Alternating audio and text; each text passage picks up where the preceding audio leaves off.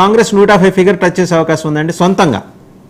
లేదు sir, maximum 120 వరకు రావచ్చు అనుకుంటున్నాను నేను. 120 వచ్చిన 100 దాటితే చాలు గవర్నమెంట్ ఫామ్ చేయడానికి కాంగ్రెస్ సిద్ధంగా ఉంది. ఇండి కూటమితో సరి చిన్న చిన్న పక్షాలు అన్నిటి చిన్న చిన్న పార్టీలు, చిన్న చితక చిల్లర పార్టీలు అన్నీ కలిపి అటువైపే వస్తాయి. వాళ్ళకి కాంగ్రెస్తో కలిసి ఉంటే స్వేచ్ఛ ఎక్కువ అనుభవించవచ్చు అనే ఒక ఇంప్రెషన్ అయితే వాళ్ళకున్నది ఆ పార్టీలకి.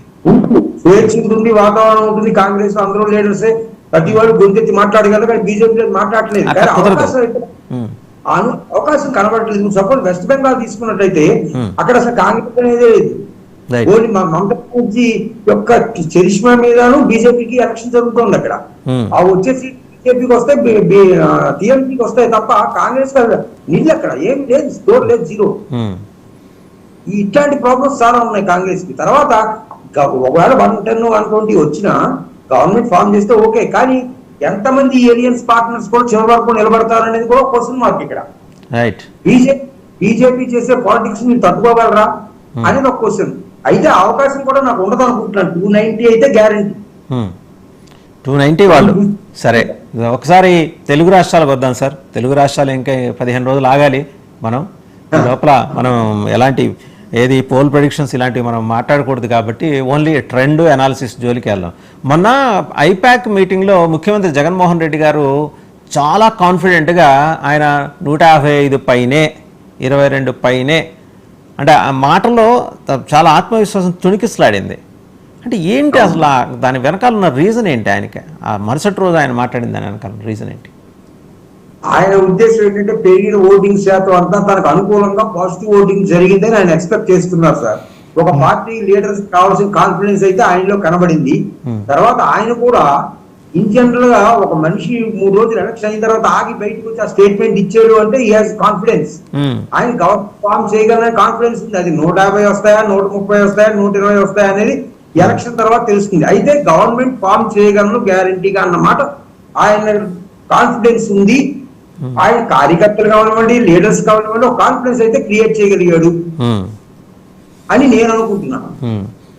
మూర్తి గారు, అంటే ఆయన మాట్లాడిన దాన్ని బట్టి ఒక్కసారి ఆ మొత్తం లెక్కలు అవన్నీ తీస్తే, అంటే నేను కూర్చొని పెన్షన్ లేకపోతే వివిధ పథకాల కింద చూస్తే మొత్తం ఆయన లబ్ధిదారులు 1,98,48,699 మంది ఉన్నారు సార్. 1,98,48,000 అంటే ఉజ్జాయింపుగా 1,99,00,000 వేసుకోండి. అవ్వాతాతల పెన్షన్ ఏమో 65,49,864 మంది, అంటే దగ్గర దగ్గర 65.5 లక్షలు. అమ్మఒడి పెన్షను 43 లక్షలు. చేయూత పెన్షను 26,98,937, దగ్గర దగ్గర 27 లక్షలు. రైతు భరోసా 51,12,000, సరే 51 లక్షలు వేసుకుందాం. విద్యా దీవెన 11,87,900, అంటే 12 లక్షలు వేసుకుంటే 1,98,48,699 అండి. పోల్ శాతం వచ్చి మొత్తం పోస్టల్ బ్యాలెట్తో కలిపి 81.88 అండి. మొత్తం ఓట్లు 81.88 పోలింగ్ పర్సంటేజ్ ఓవరాల్గా ఏపీలో. ఏపీలో ఉన్న మొత్తం ఓట్లు 4,32 లక్షలు అండి.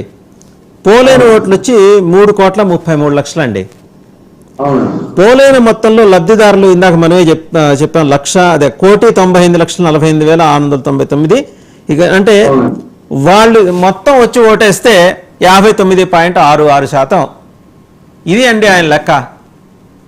ఈ 59.66%లో ఆయన 3 to 4% ఈ ట్రయల్ అండ్ ఎర్రర్ కింద తీసేసి 50% అంటున్నారు. అంటే ఆయన అన్న మాటలను బట్టి వెనకాల వేసుకొస్తూ వచ్చిన లెక్కలు బట్టి నాకు అర్థమైన విషయం ఇది. అంటే ఇదేం మ్యాథమెటిక్స్ కాదు కదా, మొత్తం వాళ్ళ ఆయన అనుకున్నట్టు అందరూ వచ్చి టకటక కొట్టేయడానికి.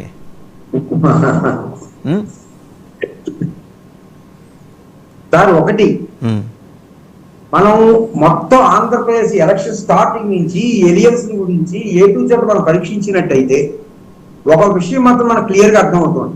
ఓటింగ్ శాతం పెరిగింది. ఓటింగ్ శాతం పెరిగిన తర్వాత చాలా మంది 2 రకాల అనాలిసిస్ చేస్తున్నారు. ఒకటి, ఓటింగ్ శాతం పెరిగితే గవర్నమెంట్ యాంటీ రిజల్ట్ వస్తుందని, కొంతమంది ఓటింగ్ శాతం పెరగడం వల్ల పాజిటివ్ ఓటింగ్ అని అంటున్నారు. అయితే ఓటింగ్ శాతం పెరగడానికి రిజల్ట్ కి సంబంధం లేనే లేదు. అదంతా ఓటింగ్ పెరిగితే ఒక పార్టీ అధికార పార్టీ ఓడిపోతుంది, ఓటింగ్ పర్సెంటేజ్ తగ్గితే అధికార పార్టీ ఉంటుంది, అది ఓటు ఫినామినా.